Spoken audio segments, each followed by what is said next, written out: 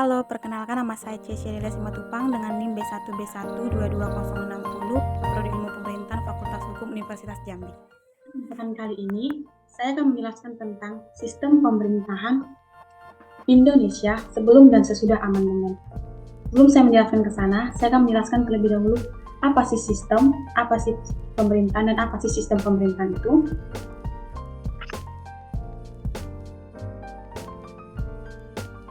Sistem merupakan suatu jaringan daripada prosedur-prosedur yang berhubungan satu sama lain. Membuat skema menurut skema atau pola yang bulat untuk menggerakkan suatu fungsi dengan fungsi lainnya. Istilah sistem menunjuk pada dua hal, yaitu menunjuk pada suatu wujud atau entitas, benda yang memiliki tata, aturan, atau susunan. Struktur dari bagian-bagiannya. Yang kedua, suatu susunan atau tatanan berupa satu struktur yang terdiri dari bagian-bagian komponen yang saling berkaitan dengan yang lainnya untuk mencapai tujuan. Tujuan terbentuknya sistem, adanya tujuan yang ingin dicapai. Pemerintah adalah perbuatan memerintah yang dilakukan oleh lembaga eksekutif, legislatif, dan yudikatif dalam mencapai tujuan negara. Sistem pemerintahan dalam artian luas, segala urusan yang dilakukan oleh negara dalam menyelenggarakan kesejahteraan rakyatnya dan kepentingan negara sendiri. Di mana contoh daripada sistem pemerintahan Indonesia dapat dicontohkan seperti sebuah mesin,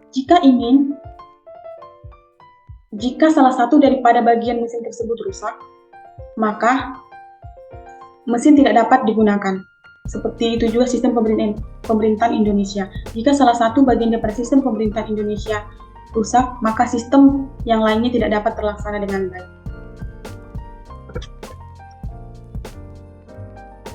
Sistem pemerintahan Indonesia sebelum dan sesudah amandemen. Apa sih amandemen itu? Amandemen merupakan sebuah penyempurnaan atau dasar mengenai pelaksanaan dan mengenai jaminan kedaulatan rakyat yang dimaksudkan untuk memperluas partisipan rakyat agar sesuai dan selaras dengan perkembangan mengenai paham demokrasi. Undang-Undang 1945 telah mengalami 4 kali amandemen. Amandemen yang pertama pada saat itu, Sidang Umum MPR tahun 1999. Pada saat itu tanggal 14 sampai 21 Oktober 1999. Perubahan pertama Undang-Undang Dasar 1945, Sidang tahun MPR 2000. Amandemen yang kedua, tanggal 7 sampai 18 Agustus tahun 2000. Perubahan kedua Undang-Undang Dasar 1945, Sidang tahunan MPR tahun 2001. Amandemen yang ketiga, pada tanggal 1 sampai 9 November tahun 2001. Perubahan ketiga Undang-Undang Dasar 1945, Sidang tahunan MPR tahun 2002. Amandemen yang keempat, tanggal 1 sampai 11 Agustus tahun 2002, perubahan keempat Undang-Undang Dasar 1945.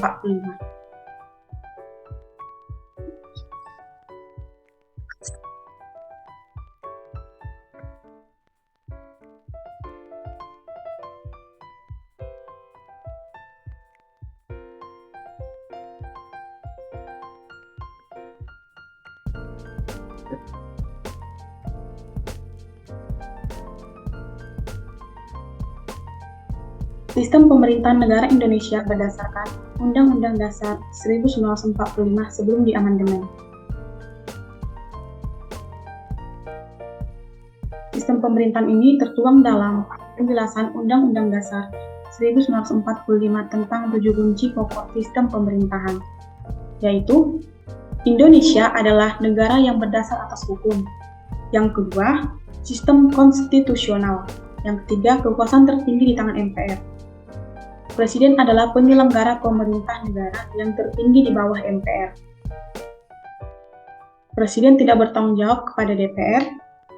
Menteri negara adalah pembantu presiden dan tidak bertanggung jawab terhadap DPR.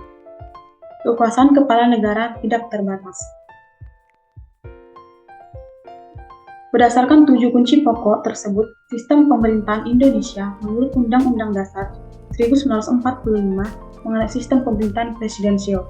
Sistem pemerintahan ini dijalankan semasa Orde Baru di bawah kepemimpinan Presiden Soeharto. Ciri dan sistem pemerintahan presidensial ini adalah adanya kekuasaan yang amat besar pada lembaga kepresidenan pada saat itu.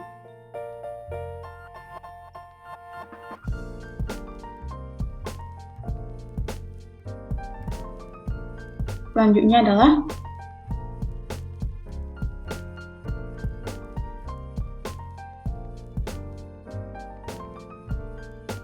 sistem pemerintahan.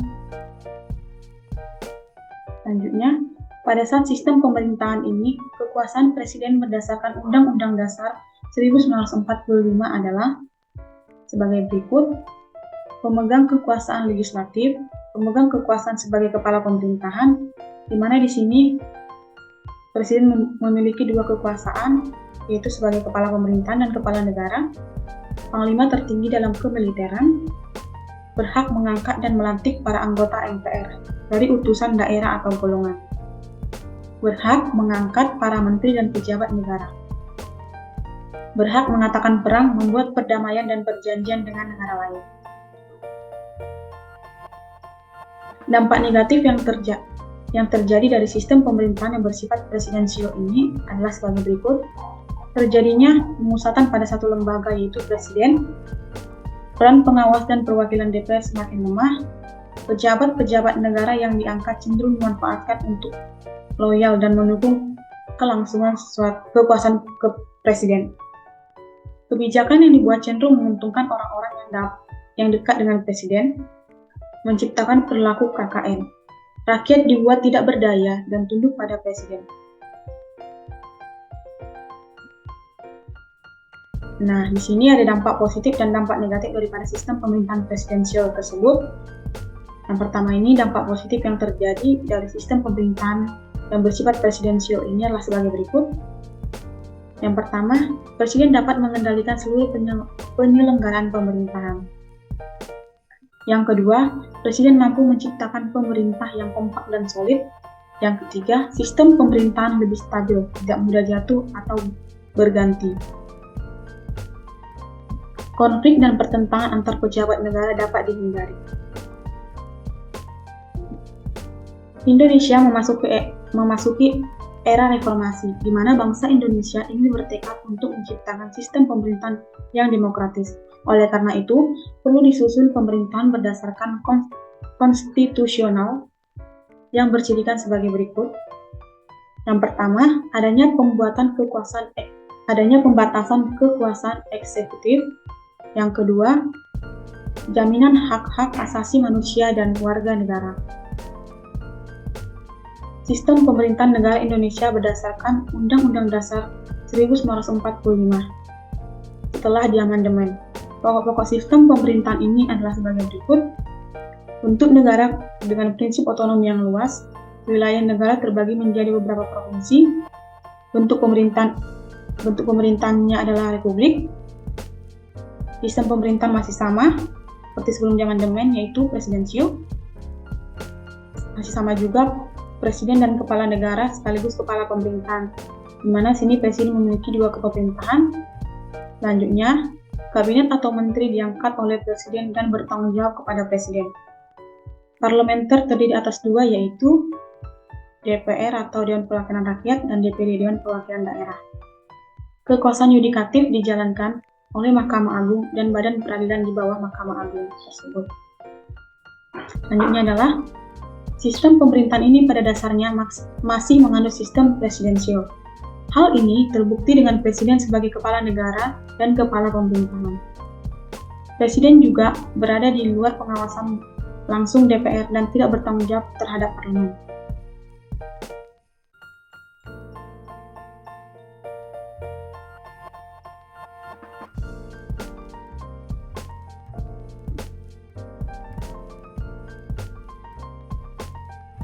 Selanjutnya adalah beberapa macam dari sistem pemerintahan presidensial di Indonesia adalah sebagai berikut. Yang pertama, Presiden sewaktu-waktu dapat diberhentikan oleh MPR atas asal dan usul pertimbangan daripada DPR atau Dewan Perwakilan Rakyat. Presiden dalam mengangkat pejabat negara perlu pertimbangan atau persetujuan daripada DPR. Presiden dalam mengeluarkan kebijakan tertentu perlu pertimbangan atau persetujuan DPR. Parlemen diberi kekuasaan yang lebih besar dalam hal membuat undang-undang dan hak anggaran. Selanjutnya adalah, dengan demikian, ada perubahan-perubahan baru dalam sistem pemerintahan Indonesia. Hal itu diperuntukkan dalam memperbaiki sistem presidensial yang lama. Perubahan baru tersebut antara lain adanya pemilihan presiden secara langsung, sistem bicameral, mekanisme check and balance, yaitu pengambilan keputusan, dan pemberian kekuasaan yang lebih besar pada parlemen untuk melakukan pengawasan dan fungsi daripada anggaran. Perbedaan sistem pemerintahan sebelum dan sesudah amandemen. Dalam sejarah Indonesia, sudah berapa kali pemerintah melakukan amandemen pada Undang-Undang Dasar 1945. Hal itu tentu saja dilakukan untuk menyesuaikan undang-undang dengan perkembangan zaman dan memperbaikinya, sehingga dapat menjadi dasar hukum yang baik. Dalam proses tersebut, terdapat perbedaan antara sistem pemerintahan sebelum dilakukan amandemen dan setelah dilakukannya amandemen.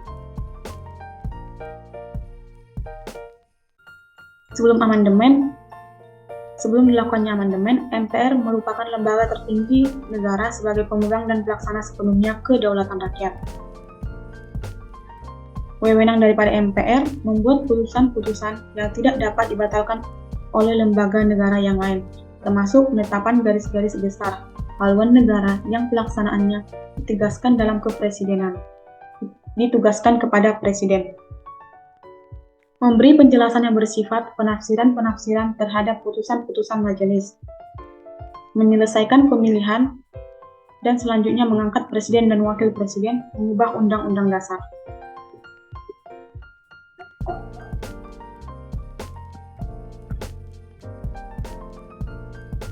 Sebelum amandemen, bentuk negara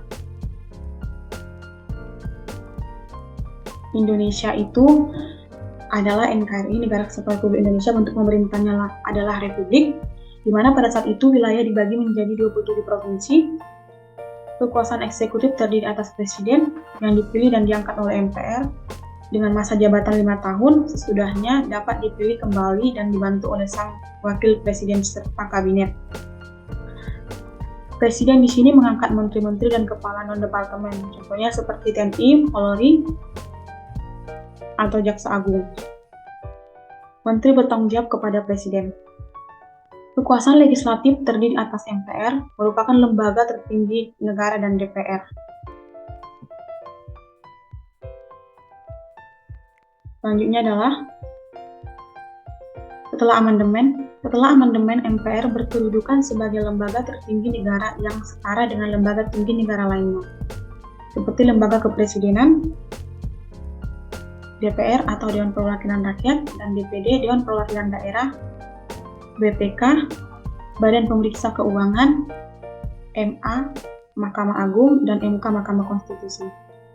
Wewenang daripada MPR di sini setelah diamandemen adalah menghilangkan kewenangan mengangkat presiden. Karena di sini sistem untuk pemilihan presiden itu tidak seperti sebelum amandemen. Setelah amandemen itu presiden dipilih langsung melalui pemilu. Sebelum amandemen, presiden yang memilih presiden adalah MPR. Tapi setelah amandemen, presiden dipilih langsung melalui pemilu. Tetap berwenang menetapkan dan mengubah undang-undang. Di sini tetap tugas daripada MPR itu adalah berwenang dan menetapkan ataupun mengubah undang-undang dasar. Melantik presiden dan wakil presiden, memberhentikan presiden dan wakil presiden dalam masa jabatannya.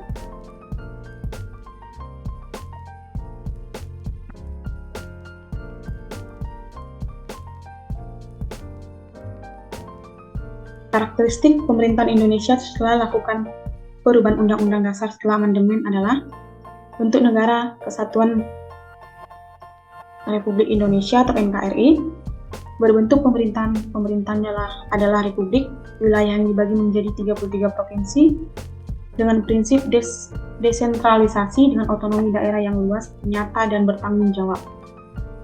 Yang kedua, kekuasaan eksekutif berada di tangan presiden. Presiden dan wakil presiden dipilih secara langsung oleh rakyat.